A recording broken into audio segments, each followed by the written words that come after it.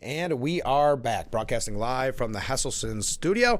And in that studio, we have Steuben County Sheriff Jim Allard. Good morning. Good morning, Frank. It's a beautiful day in Steuben County. It always is. It's been a while. Yeah. I apologize. You know, Thanksgiving. You missed a month, man. I know. I didn't make the newsletter. I was heartbroken. I was so heartbroken. And that was me saying I did wrong there. But Thanksgiving always screws me up in November. That wipes a week out. Yeah, so I apologize. But last time we spoke, it was right before Veterans Day, I think it was. Or I knew that you were switching over the records management system, and there was, it was interesting to see how it was going to go. How'd it go? It went very, very well. Oh, good. We did that on Veterans Day. Yeah, that's right. I remember. Yeah. And anytime you switch over, there's a bump or bruise here, but they were relatively minor. We were able to get them smoothed out. We're still fine-tuning stuff and relabeling things, but all in all, it went well. And in the last Public Safety and Corrections Committee, I commended the Undersheriff and Lieutenant Logston and Lieutenant Kennedy because that was their project. Yeah. And they spearheaded it, and they did a phenomenal job. And because not only were they collaborating with all the chiefs and OICs in the county, but also with different county agencies, the informational technology, 911, and the vendor, which is a lot of hands in the pot. It is. And they did such a professional job. I can't say enough good words about the work they did, and even I have yet learned to use it. So I'm in it, and I like it. I like the way it works. I like the flow. And it hasn't even been a month of it. Yeah. And people are already getting used to it. No complaints. Oh, there's always. I know. There's always. Somebody do something new. 9 times out of 10, it's operator error. Yeah.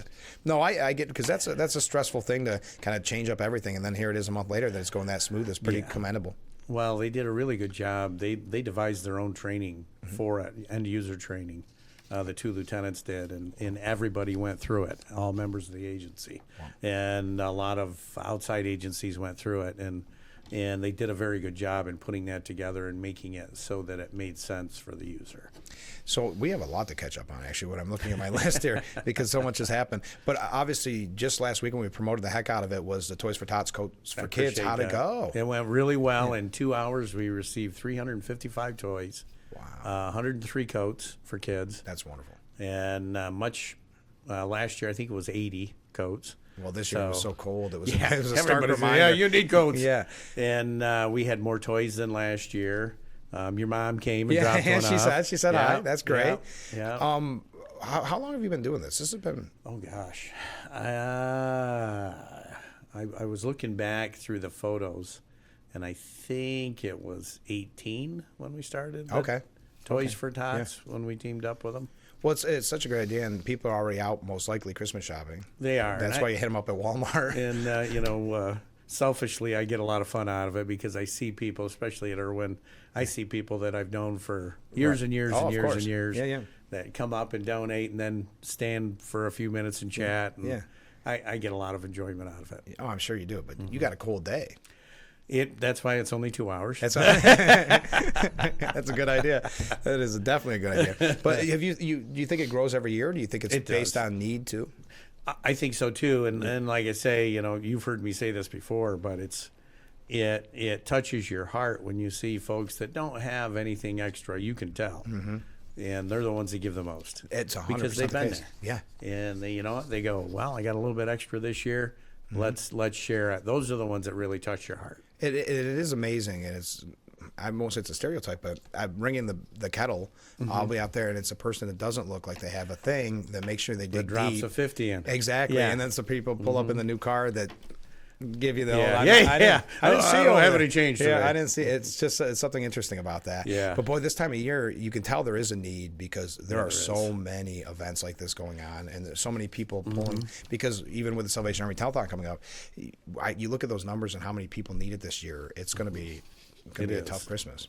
It is, and it's cold early too, and that affects people's pocketbooks. Yeah. And everything going on in the world, I'm glad that we live in an area where where people are still invested in taking care of their neighbor. They want to help. Yes. That's why I always read all the different events, because people generally, especially this time of year, want to help. And we're so, like I said, we're so far behind on things. What's it like collecting the ballots on election day?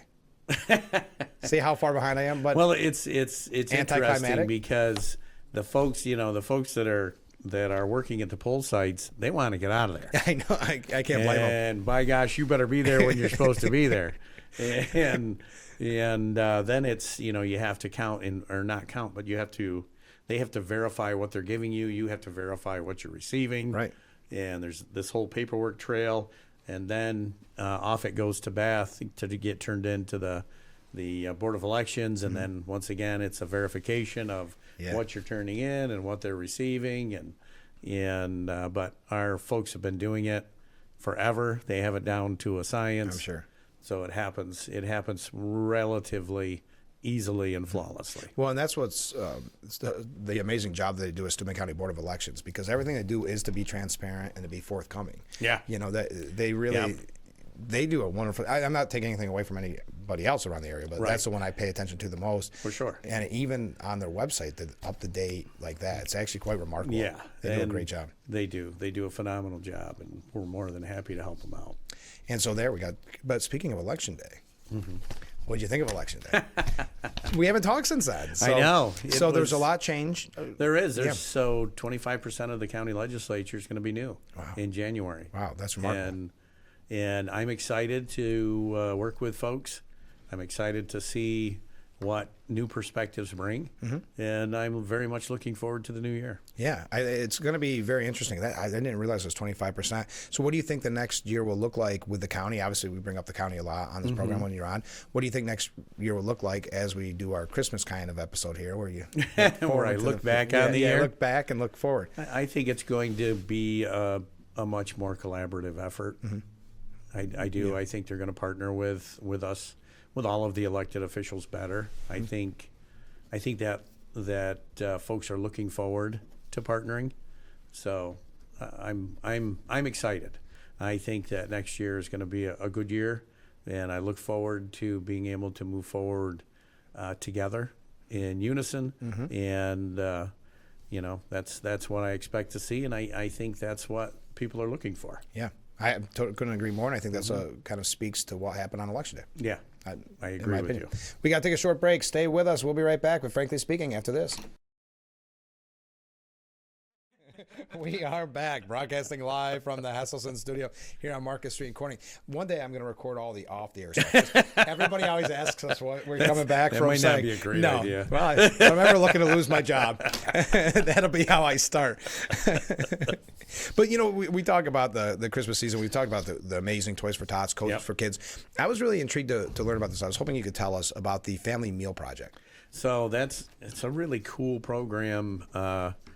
So as you know, we contract out for our food service in the jail with a company called Trinity, and the food service manager that they have supplied us has bought into the community, and she's from Yates County. She's local, but she's the one that kind of took over the garden program, and she's been training, like with the fresh food we bring out of the garden. She set up a training program for the inmates on how to make different things and can them, and teach them how to do that. Yeah. So she is all in, and she's been part of the meal project for a couple of years. So she has a distributor that's donating all of the food, and she's putting it together in our kitchen, and the inmates are helping in that process. Wow. So they're giving back to the community. Yeah.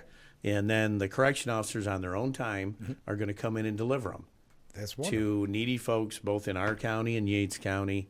And I'm so happy when I see our unions pick up something like this that gives back to the community, and not that they don't do an awesome job, and they do, of course, and it's a dangerous job, and all of that being said, I so love it when they become leaders in their community, when they get involved in charities. Yes. And that's what this is. So the inmates and Linnea will assemble the meals, and then our correction officers on their own time will grab them and take them to where they got to go. And I think it's December 18th or 19th.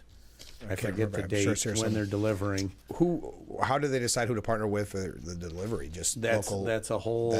There's a whole system on that. Okay. The names are supplied and That's great. away they go. Yeah. Well, I love it because we talk about it with SROs too. When you're out in the community in these positive venues and these positive stories. Yes. It's because at a time when we say, especially with the mayor's race and things like that, there always seems to be the attacks on law enforcement. Right. And the media loves that line. Not national media. National media. I didn't mean local. I didn't mean local. Yeah.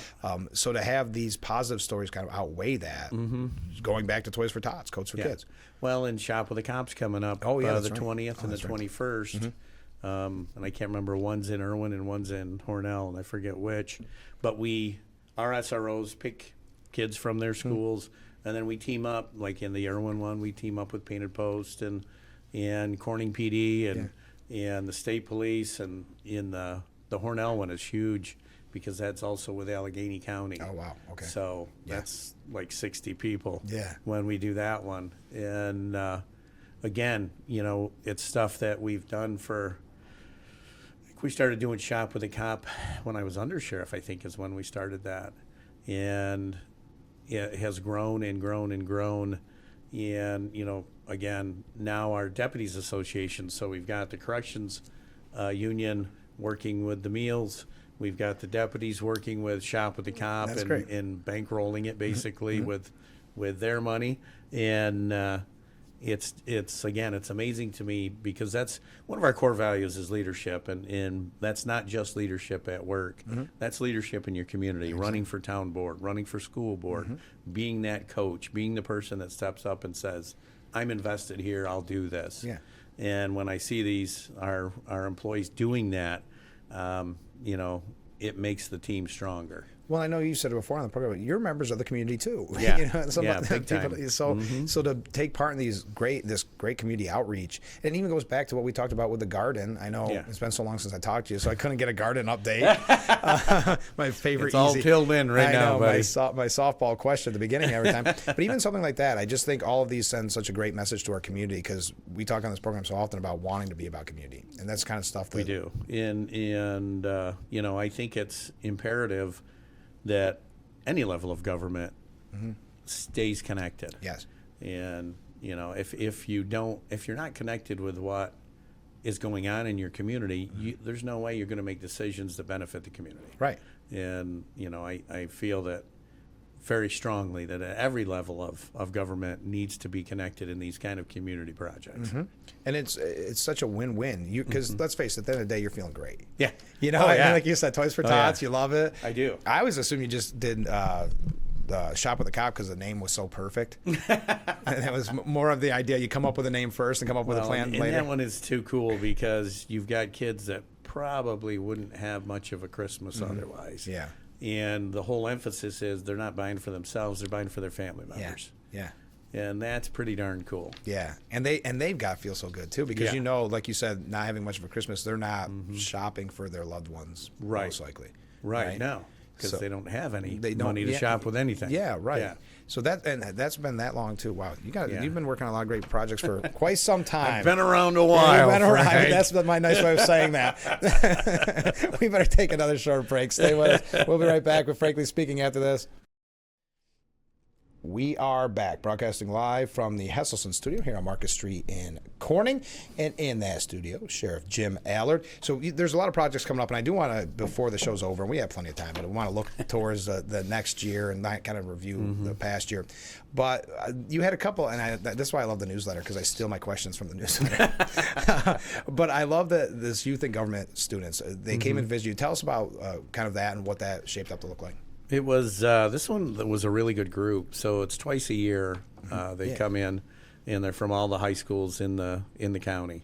Again, we have 12 districts in the county, so sometimes it's a lot of kids, sometimes it's not a lot of kids.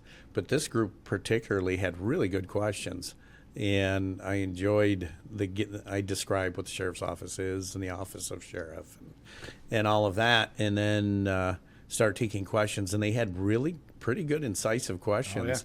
And I enjoyed it a lot. And then they go for a tour of the jail, but they go to every office and department in the county and learn what they are about. Yeah.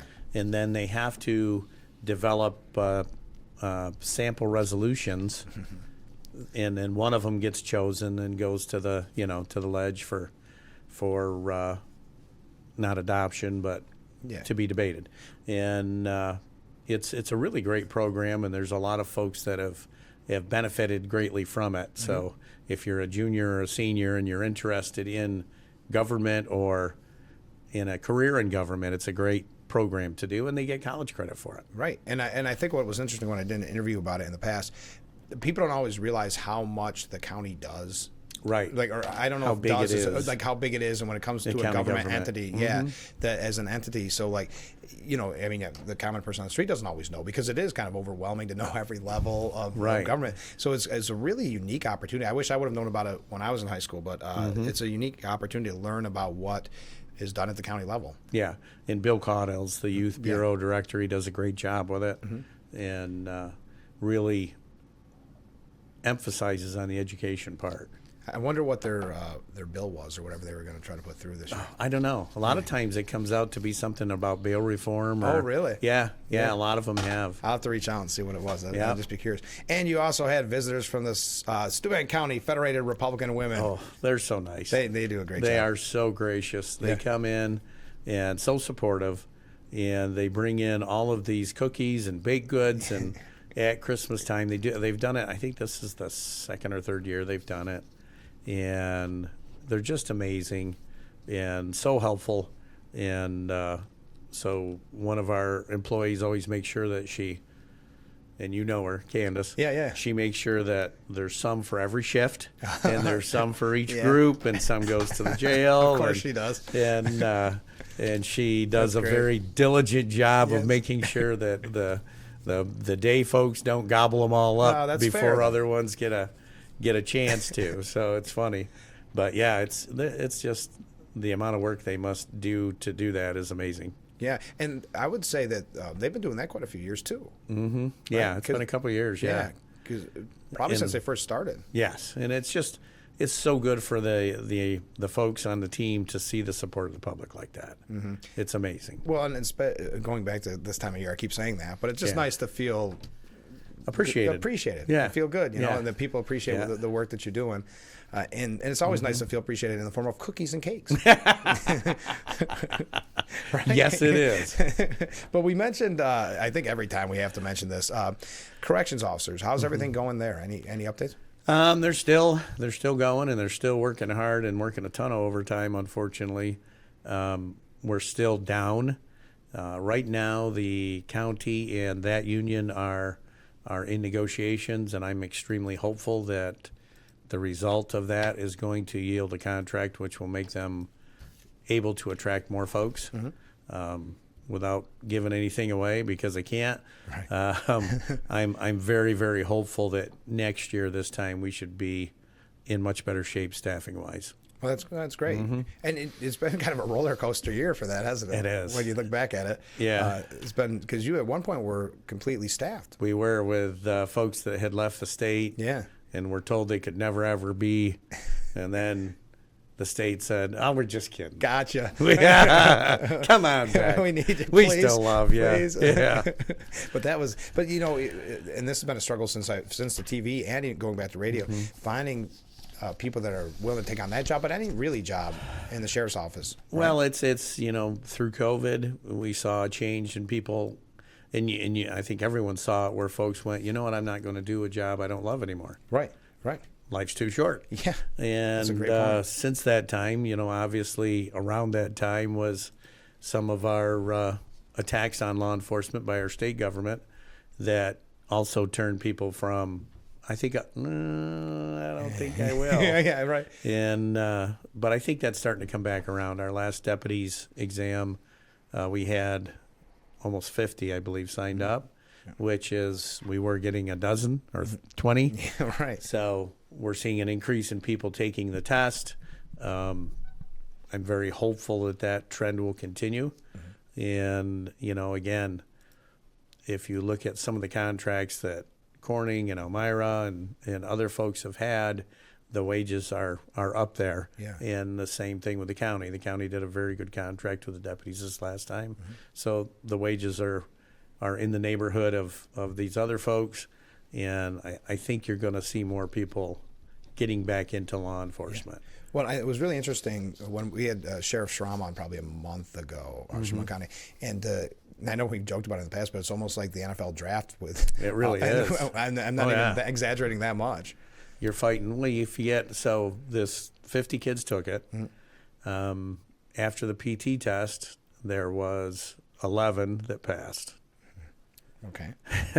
So now you've got, Corning's down a couple, Bath down one, Chemung County's down, we're down. Everybody's fighting for those same 10 kids. Yeah.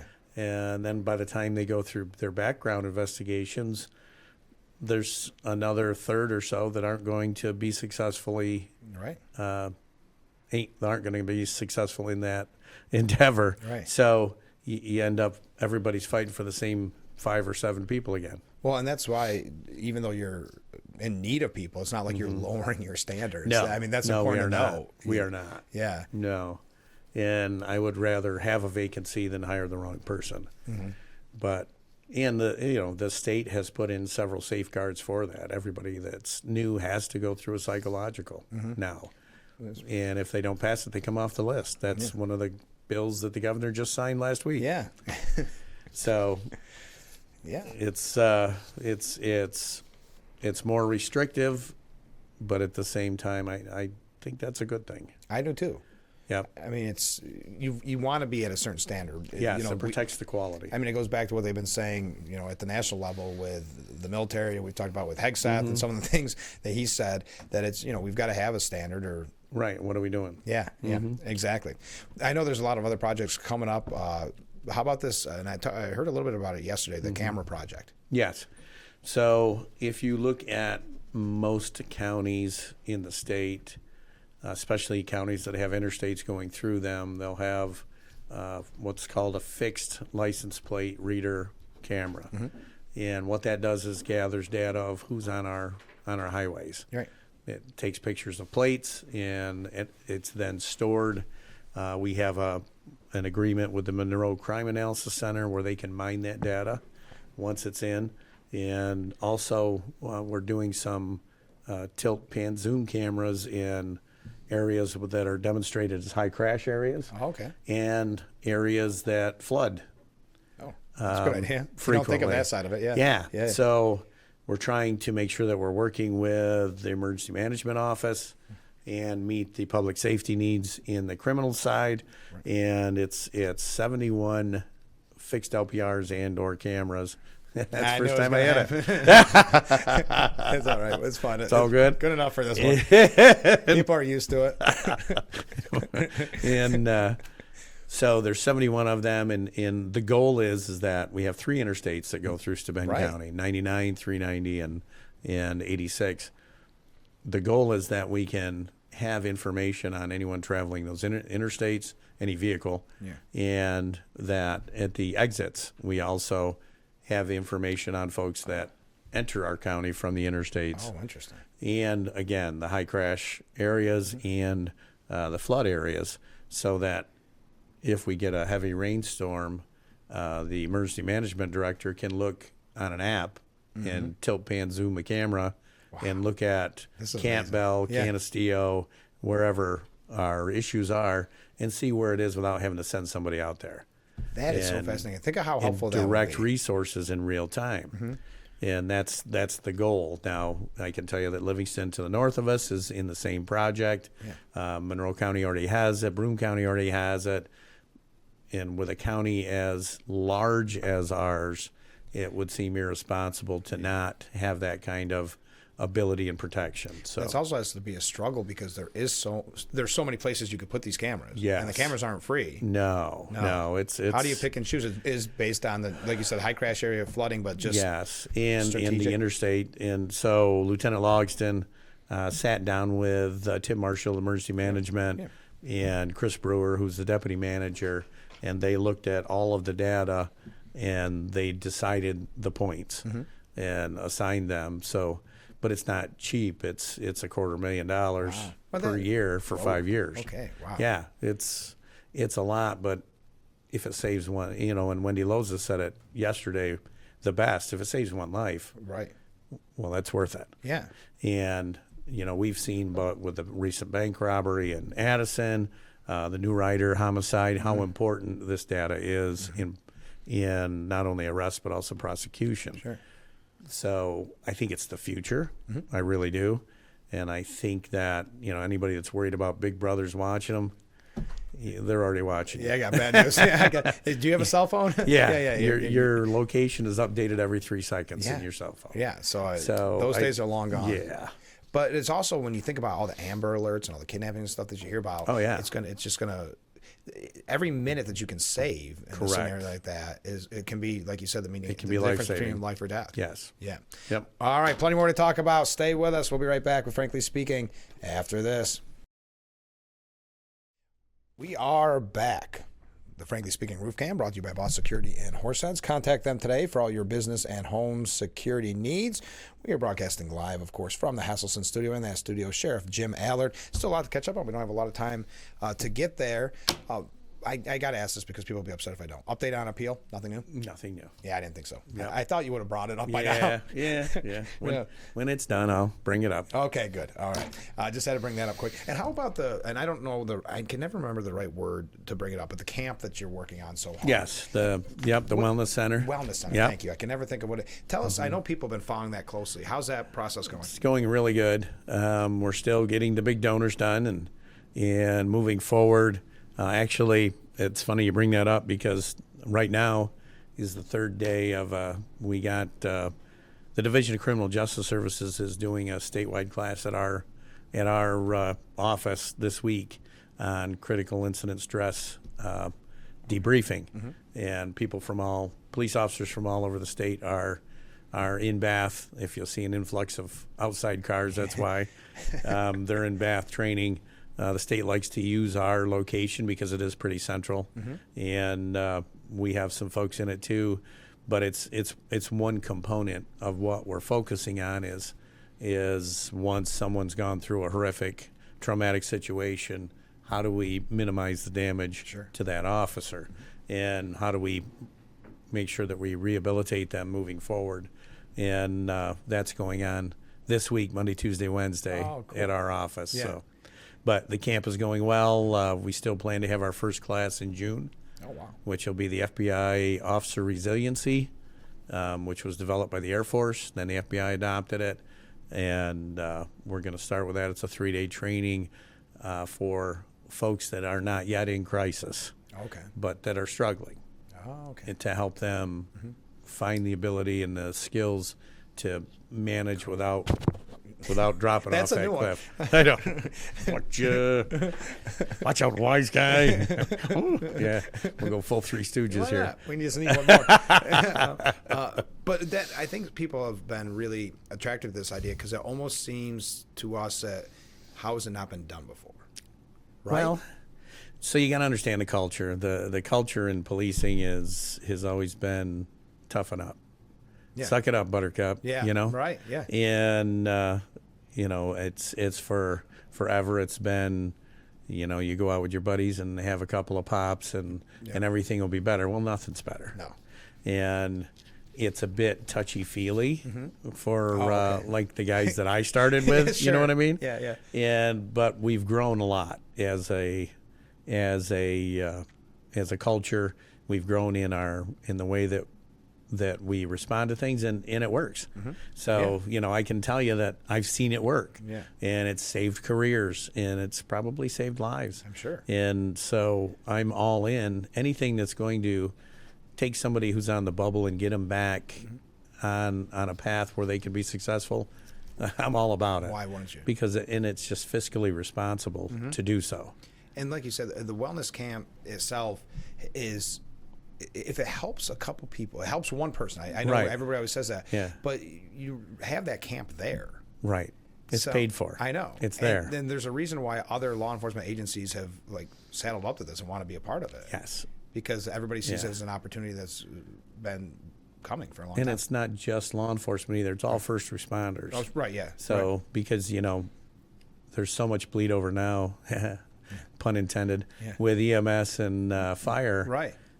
They see the same things. They go through the same things, and not only that, but they may not be prepared, especially a lot of our volunteers. It may be the first time they've seen something That's a great point. that traumatic, and to ignore that and not give them the support they need, again, I feel is irresponsible. Right. And so you said that June is your first class, and you're still fundraising, but it will get to the point where it'll be individuals can fundraise. Yes. Right now, it's just kind of the big ticket Yes. donors to get Yes. everything up and running. Yes. Yeah.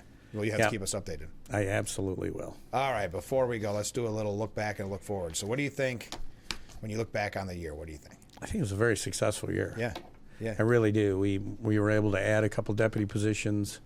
We were able to reinforce what we do. And again, I'm on the bandwagon about the RMS, but that's the first time in this county Yeah. that it's happened. Yeah. Almost every other county has been there for 10, 15, 20 years. We're finally catching up. Yeah. And, I don't want to make it sound like we're got straw hats on and Right.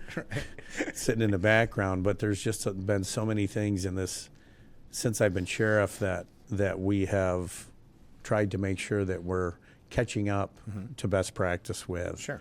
And that's another one. The big ticket item next year, we're ready to be accredited on the road. That's never happened before with the patrol division. We're at that point now where we're ready to be accredited.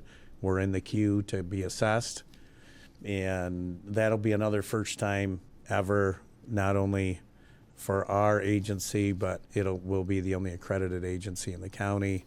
There's about 35 counties that are fully accredited, and we'll be one of them. Okay. So I'm very excited about that. And again, the hard work of the lieutenants and the undersheriff and the sergeants and everybody involved that's on the committees.